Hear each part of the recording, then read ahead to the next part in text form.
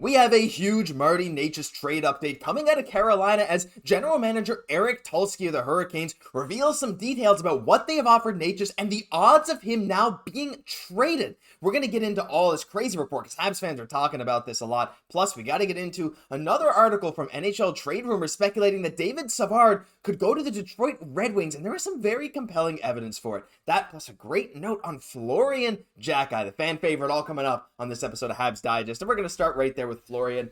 I don't even know if I want to say he's more of a favorite than Arber. I don't think he's got there yet, Jesse, but my gosh, he gets more praise than almost any other Habs prospect, it seems. But Stu Cowan, we love to shout out Stu Cowan, does some fantastic work with Habs.io, and of course the Montreal Gazette. I'll link this article down below for you guys to go have a read of his full mailbag. But I wanted to bring up the first thing he had to say about Florian Xhekaj because that piqued our interest, Jesse. And I'm going to bring this up here. He was asked, can you see Florian Xhekaj being called up this year if the Canadiens need a spark? Stu says, that wouldn't surprise me. Xhekaj had a strong development camp. He had 34 goals, 65 points in 63 games last year. He said, I expect Xhekaj to start the season with the Laval Rocket, but can see him near the top of the list when it comes to call-ups if or when there are injuries with the Canadiens. Now, Jesse, we know Florian has had such a great season, D+1 season with the Brantford Bulldogs, but I don't know, maybe I'm too low on Florian. Maybe I should be higher. I feel like to me, he's not near that list of call-ups yet. To me, he's still very middle, maybe bottom part of the Laval lineup until he proves a bit more. He did have a good development camp, but my gosh, to see some like Habs insiders saying that he could be right at the top of the list of call-ups, it's starting to get me more hyped than ever for this guy. Yeah, there's some solid points made in this article and some takes that I agree with. One of them being that Hudson's going to start the year in the NHL. Yeah. I agree with this. I've said that on the pod. I've also said on the pod before that I think Florian's going to make his debut with the Montreal Canadiens next year. Yes, you have. And you got to feel, if we were to ask Florian Xhekaj, he would agree. You can see he's been spotted in the airports. He's already wearing his Montreal Canadiens gear. Like, he's ready to go. He has his sights set, on that. He knows that Laval is part of it. But for him, he's not just going to be contented being an AHL type of player, right? Like, this is a guy, for me, he's going to fight his way to get to the NHL. Then once he's here, as you mentioned, Josh, he's going to become such a fan favorite where if, like, you're Kent Hughes, it's kind of hard to send him back down. Of course, I believe he will be sent back down. When he gets called up, it's not like he's just going to stay with the Canadiens forevermore, but even his brother, Arber, right? We saw he got sent down to the Laval Rocket, right? But that really benefited him, for then being able to come back. I believe that this is going to happen a couple times with Arber. He's going to come in. He's going to get his opportunity, but slowly but surely, he's just going to secure that role on that fourth line, that kind of Pizzetta type role. I don't want to say anything bad. I love Pizzetta, right? But I just see kind of Florian overtake him in that way, bringing that energy. Of course, it's hard to knock against Pizzetta, against his body checks, his engagement in the game, but just a little bit more of that offensive flair. I want to see that from Florian, right? That's the caveat. If he can bring that energy, but then he shows, okay, I can still continue, along that 34 type goal pace he scored in the OHL, at least just showing that he has that offensive production, the AHL, the NHL. That's going to be the thing. If he can do that, that's going to take him over the top and secure his spot. Yeah, he's still a bit raw, but he's shown flashes, right? And that's the thing. He could very well do something like Arber did and just kind of keep playing well until you have absolutely no choice but to put him in the lineup. You're like, well, I mean, I guess he's not at the top of our list, but I can't help it. He's making such an impact. So we'll have to wait and see. Let us know your thoughts on Florian down below. I know a lot of you guys love him. I know we love him here, but is he number one or close to number one on the call-up list? I guess it's yet to be seen. But we're going to get into some other stuff, Jesse, and this Savard trade makes a lot of sense. Now, this comes from NHLTradeRumors.me, and I believe the author is Michael DeRosa. I could be wrong, but the link will be down below. I suggest you go check out the article. It's very short, goes over a couple teams, a couple we've talked about before, Winnipeg and Dallas, but Detroit is an interesting one, Jesse, and I'm going to show you the screenshot here. His reasoning basically is the Detroit Red Wings are clearly looking for help on their right side, and they were in the mix for Struble for much of this offseason. Because of this, Savard could be a nice plan B for them. He'd fit into the top four and certainly be an upgrade to what they have now on their right side. And yeah, Detroit is a little bit lacking on the right side, not at the top, Moritz Seider. But Jesse, they still have Jeff Petrie, they still have Justin Hall, who are definitely NHLers. So I don't know if I necessarily agree that Savard easily fits into the top four.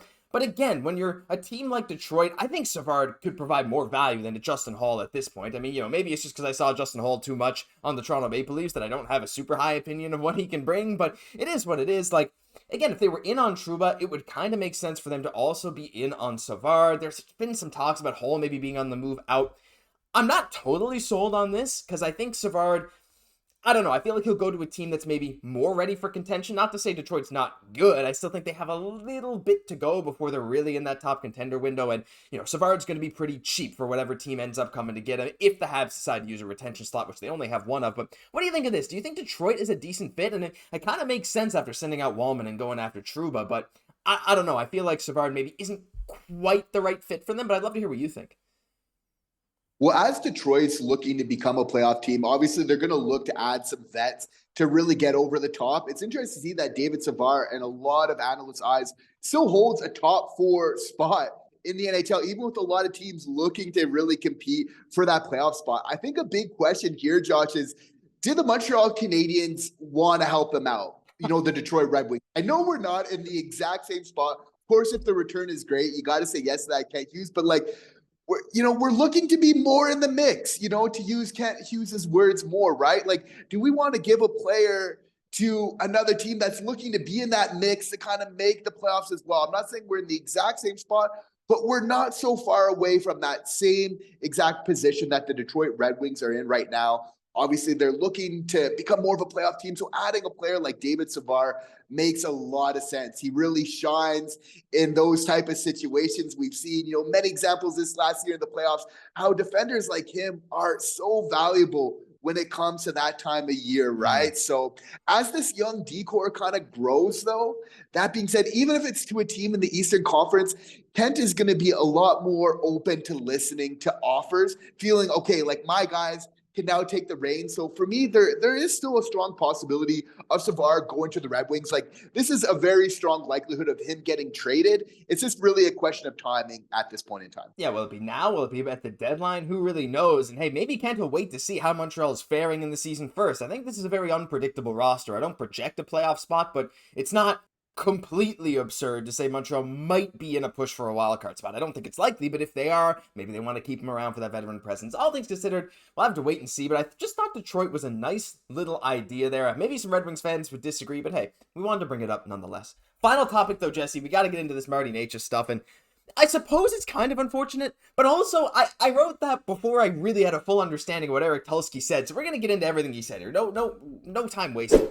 So, oh no, I had David Savard's stats. That's not what I want to write. This is Eric Tulsky, new GM of the Carolina Hurricanes, taking over from Don Waddell, of course, moving up from within the organization. Shout out to him. He said, we have put everything on the table from 1 year to 8 years, talking about Martin Necas. So it's a question of figuring out whether there's something that makes sense for both sides. But Jesse, he went on to say, I think we're comfortable with what we have. Right now, our focus is on getting our last couple of restricted free agents signed. We are continuing to talk to teams about trade possibilities and looking at what's left out there, but I think the most likely outcome right now is that we have our group unless something surprising comes up. And he was very open in saying, hey, these kind of trades are way easier to pull off before July 1st, and that's kind of why he thinks it's not going to happen now. He also said that, you're going to have an arbiter. Worst case, Martin Necas has arbitration rights, and they can have a middleman agree on a contract for them. And a lot of times those are not long-term deals. Now, I don't know if Necas would be comfortable signing with Montreal later on if he becomes a UFA. But regardless, Jesse, he's clearly still listening, but it's a little, I don't want to say disheartening, because I guess I didn't want to have my hopes up too high that Necas could come to Montreal, but it definitely seems less likely than ever that Kent Hughes is going to be able to pull something off for Necas, at least for right now.